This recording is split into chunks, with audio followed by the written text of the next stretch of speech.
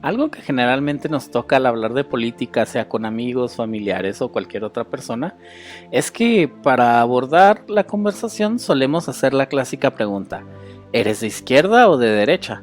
Ya que esto nos da un margen general de cómo es la persona y cuáles son sus ideas a grandes rasgos. Sin embargo, ¿es esta definición de izquierda-derecha válida o suficiente para nuestro tiempo? Bueno, eso lo intentaremos explicar en este podcast. Bienvenidos a Lo que la política esconde.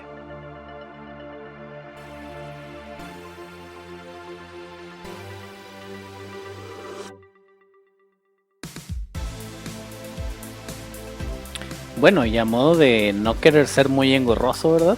Simplemente dar una explicación sencilla, pues bueno, creo que es necesario dar un poco de contexto de dónde viene esto de izquierda y derecha. Bueno, principalmente si eres de un país latino, si eres de un país donde la democracia se nos dice que es como la panacea a muchos problemas políticos, resulta que te será fácil identificarlo. Básicamente este término proviene de la Revolución Francesa, en donde básicamente había una asamblea y en la asamblea había dos grupos de choque, digamos, o dos grupos encontrados. El primero era la izquierda, o lo que ahora se le dice que son liberales, y el segundo era la derecha, o lo que se dice conservadores. Estas dos medidas, digamos, de política se extendieron por todo el mundo, al grado en que en todos los países generalmente hubo dos fuerzas políticas que eran los más grandes. Si usted nos escucha en España, pues muy probablemente ha escuchado del PP y del PSOE. Si usted nos escucha de México, es el PRI y el PAN. Si conocen un poco de Estados Unidos, pues ha sido republicanos y demócratas. En fin, por todo el mundo se fue extendiendo esta idea. Entonces básicamente lo que buscaban los conservadores era que el régimen de la monarquía siguiera teniendo cierto poder sobre las personas y especialmente sobre las leyes que se pasaban en la asamblea. ¿Esto qué quiere decir? Que pues bueno, en ciertas circunstancias el rey podría suspender los acuerdos tomados en la asamblea en busca de ver el bien del pueblo.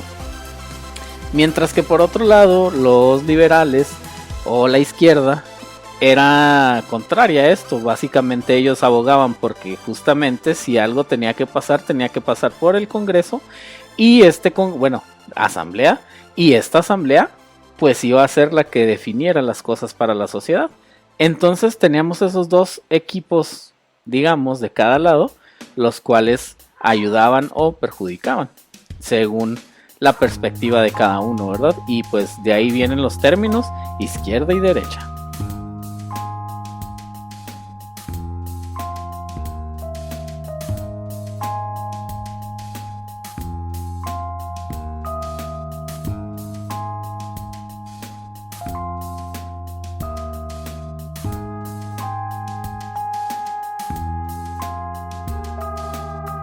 Sin embargo, un problema que tuvimos en el siglo XX justamente fue que esta masificación cada vez necesitó más de personalidad. ¿Por qué? Porque las personas cada vez son menos, digamos, iguales. Cada uno quiere tener su identidad.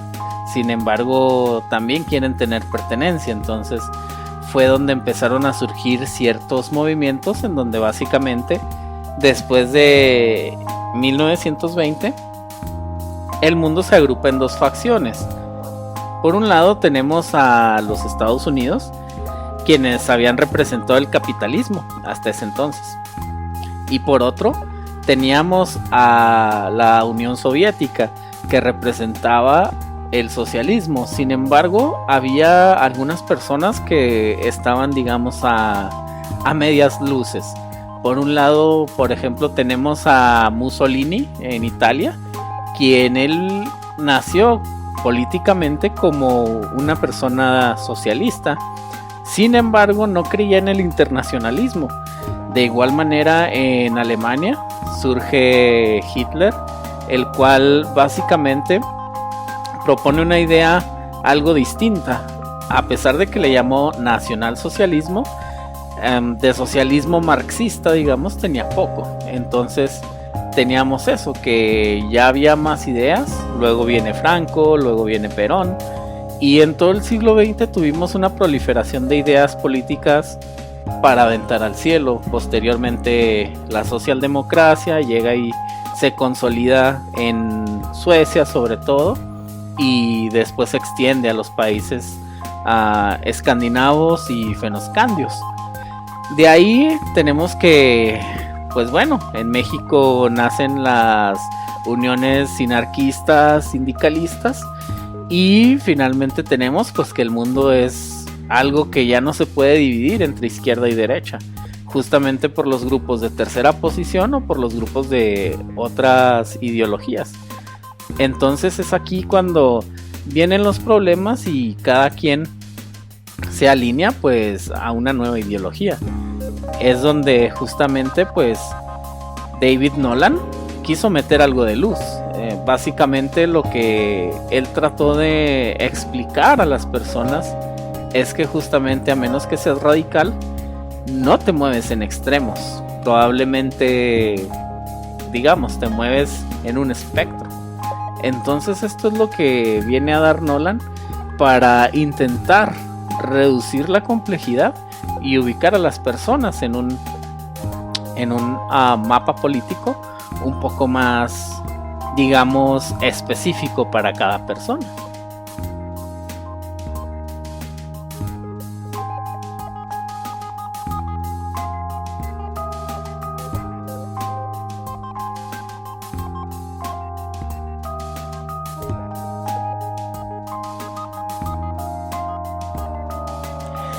Y esto es lo que hace Nolan y su gran aporte, que básicamente pone un rombo, el cual es un mapa en donde se especifican al menos 5 grandes grupos de personas, y que no necesariamente es preciso y exacto para todos los casos, pero sí, y los vamos a cubrir un poco.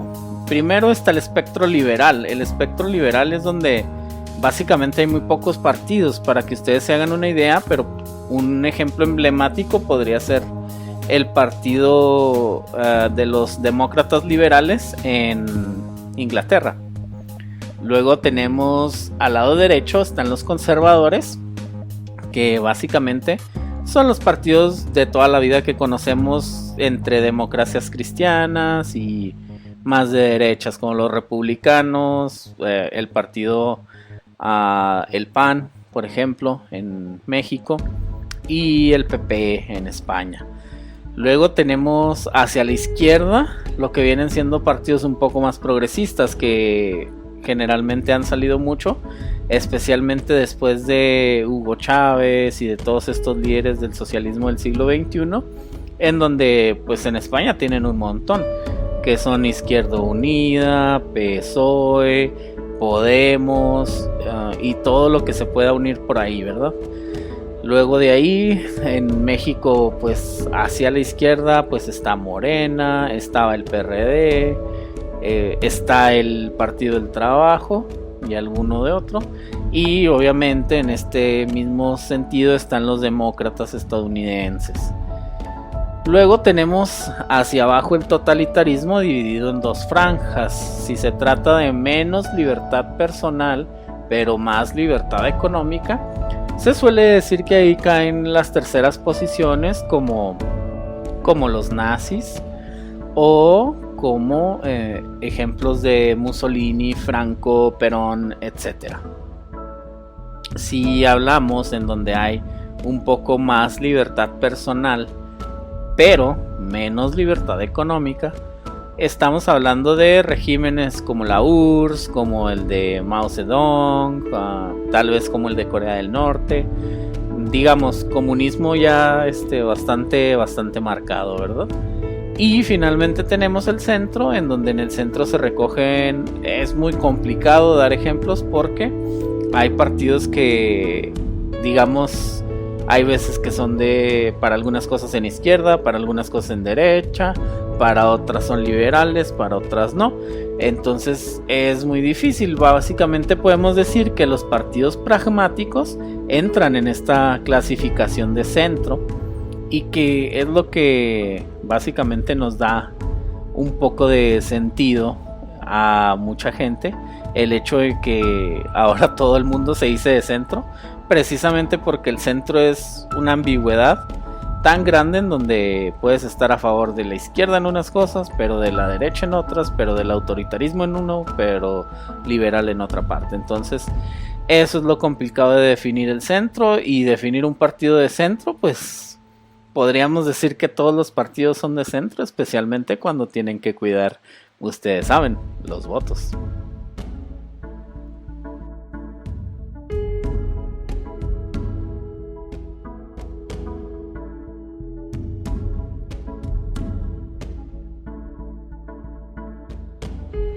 Ya para concluir, si tú tienes dudas sobre tu posición en el diagrama de Nolan, o jamás has hecho este test y te gustaría ubicarte, te recomiendo el sitio web www.testpolitico.com, en el cual puedes hacer este test completamente gratuito, ya estaría de más, y te va a dar una idea sobre qué posición política tienes. Del mismo modo, queremos agradecer a el sitio que nos proveyó estas melodías que escuchamos, que son desde freepd.com. Básicamente es un sitio en donde la música es de dominio público. Queremos agradecer a Alexander Nakarada por la canción Fireworks. Queremos agradecer a Kevin MacLeod por la canción Meditating Beat, y agradecer a el autor Status Q por 3 AM West End. Entonces, si a ustedes les interesa también la música libre de copyright y de dominio público, pues esa base de datos es muy grande. En fin, espero que hayan tenido un buen día, que este podcast se les haya hecho llevadero y que hayan aprendido un poco. Paz.